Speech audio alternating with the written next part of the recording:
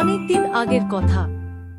সুন্দর একটা সবুজ বন, সেখানে অনেক পশু পাখি মিলেমিশে থাকত।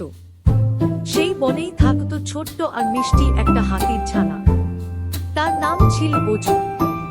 গজুর শরীরটা ছিল একটু বেশি গোলগাল আর বড়, তাই বনের খরগোশ, হরিণ বা বানর কেউই গজুর সাথে খেলতে চাইত না।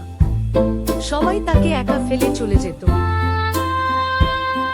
গজুর খুব মন খারাপ হতো। সে ভাবত, আমার কেন একটা বন্ধু নেই?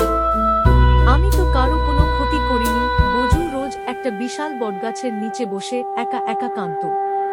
তার চোখ থেকে টপ করে জল পড়ত। সে শুধু একটুখানি ভালোবাসা আর বন্ধুত্ব চাইত। একদিন বিকেলে বনের আকাশ হঠাৎ কালো মেঘে ঢেকে গেল।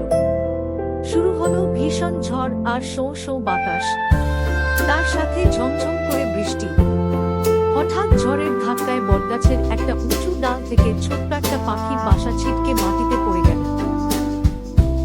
ওই বাসায় থাকতো ছোট্ট পাখি টুনি, আর ছিল তার 3টে ফুটফুটে ছানা। বাসাটা মাটিতে পড়ে যাওয়ায় ছানারা খুব ভয় পেয়ে গেল। বৃষ্টির জলে তারা ভিজে শীতে কাঁপতে লাগলো।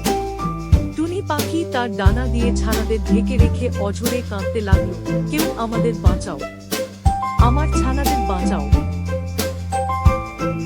গজু সেই বটগাছের নিচেই দাঁড়িয়ে বৃষ্টি থেকে বাঁচার চেষ্টা করছিল। সে টুনি পাখির করুণ কান্না শুনতে পেল। গজু একটু দেরি করল না। সে তার ভারী শরীর নিয়ে দৌড়ে গেল। তারপর খুব সাবধানে তার নরম সুর দিয়ে ছোট্ট বাসাটাকে মাটি থেকে তুলে নিল। গজু তার সুর উঁচু করে বাসাটাকে আবার গাছের একটা নিরাপদ ডালে শক্ত করে বসিয়ে দিল। তারপর বৃষ্টি থেকে ছানাদের বাঁচাতে গজু একটা মস্ত বড় পাতা শুঁড়ে ধরে ছাতার মতো তাদের মাথার ওপর দাঁড়িয়ে রইল। সারা রাত সে একটু ঘুমান না, শুধু পাহারা দিল। পরের দিন সকালে ঝড় থেমে গেল। আকাশে মিষ্টি রোদ উঠল। টুনি পাখি আর তার ছানারা আনন্দে কিচিরমিচির গান গেয়ে গজুকে ধন্যবাদ জানাল। বনের অন্য পশুরা দূর থেকে সব দেখছিল। তারা বুঝতে পারল গজুর শরীরটা বড় হলেও তার মনটা কত সুন্দর আর দয়ালু। খরগোশ, হরিণ আর বানর দৌড়ে গজুর কাছে এল।